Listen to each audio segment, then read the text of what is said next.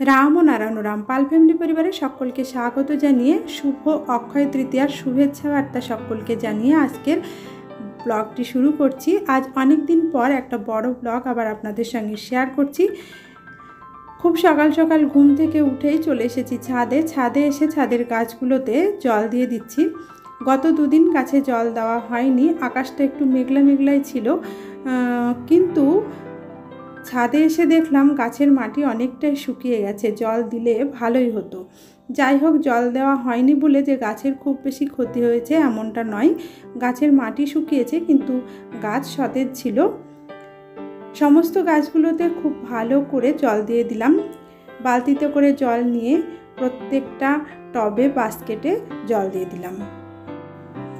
ভেবেছিলাম গাছের ফুলগুলো এখনই তুলে নেব, কিন্তু পুজো করতে অনেক বেলা হয়ে যাবে। এই নরম ফুলগুলো যদি এখন তুলে নিই তাহলে ফুল পুজো করার সময় শুকিয়ে যাবে, তাই এখন আর ফুলগুলো তুলব না। নিচে চলে এসে রুমগুলো পরিষ্কার করে নিচ্ছি।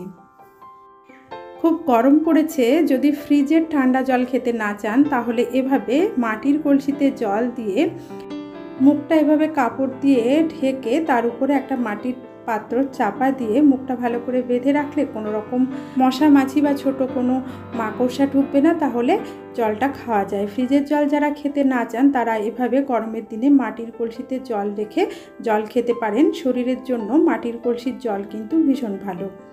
তবে এই কলসির জল খাওয়ার আগের দিন রাত্রিবেলায় আমি কলসিটাকে লবণ দিয়ে শুকনো কাপড় দিয়ে ভালো করে পরিষ্কার করে নিয়ে লবণযুক্ত জলের মধ্যে ডুবিয়ে রেখেছিলাম সারা রাত। তারপর কলসিটা ভালো করে ধুয়ে নিয়ে যে জল আমরা খাই সেই জল কলসিতে ঢেলে দিলাম। তারপর এই কলসির যে ঠান্ডা জলটা হবে সেটা খাওয়া যাবে। এভাবে কলসিটা শোধন করে কিন্তু জল খেতে হবে। আর এই যে রান্না হবে, মাছের ডিমের বড়া দিয়ে আলুর তরকারি হবে, আর এঁচোড় চিংড়ে হবে। চিংড়েগুলো ধুয়ে নিয়েছি, আর এঁচোড়ও আলু কাটা হয়ে গেছে। তারপরে মাছ টাছ ধোয়া, বাসন মাজা সমস্ত কিছু কিন্তু হয়ে গেছে। এখন স্নান সেরে রান্না সেরে চলে এসেছি পুজো সারতে, মানে পুজো করে নেব। আজকে অক্ষয় তৃতীয়া, সেই জন্য একটু ফলমূল দিয়ে পুজো করছি মা লক্ষ্মীর এবং আমার গুরুদেবের, সেই সঙ্গে আমার ঘরে যে শিবলিঙ্গ আছে সেই শিবলিঙ্গেরও পূজা করছি। ঠাকুরের বাসনপত্র মেজে ঠাকুরকে পরিষ্কার করে নিয়ে এখন একটা মালা গেঁথে ঠাকুরের গলায় পরিয়ে দিলাম। তারপর পুজো আশ্রা করে নিচ্ছি।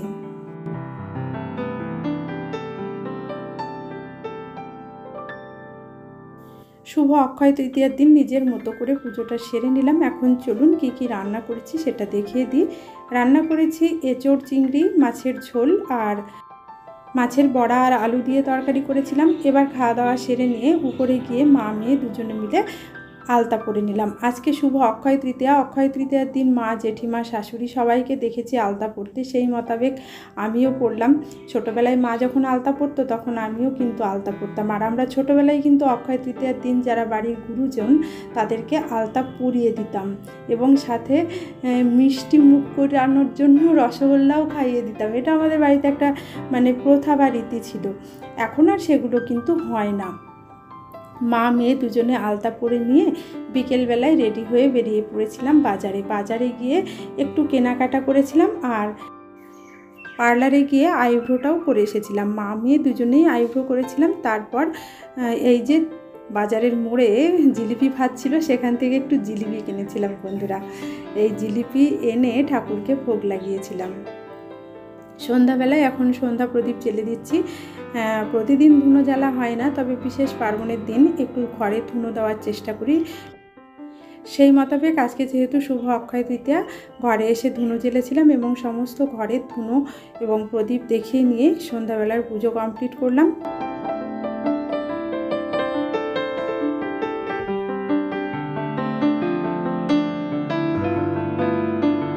আর ঠাকুরের কাছে আমি জিলিপি ভোগ হিসেবে দিয়েছিলাম। আমি যা খাই সেটাই চেষ্টা করি শুদ্ধভাবে নিয়ে এসে ঠাকুরের কাছে ভোগ লাগাতে। তারপর আমরা নিজেরাও একটু জিলিপি খেলাম। এবার চলুন আমি কি কেনাকাটা করেছি সেটা একটু দেখিয়ে দিই। আজকে শুভ অক্ষয় তৃতীয়ার দিন আমি শুনেছি যে এই দিনে এমন কিছু কিছু জিনিস থাকে যেগুলো কিনলে নাকি সংসারের আয় উন্নতি হয়। সেই মোতাবেক আমি মাটির একটা জিনিস কিনেছি।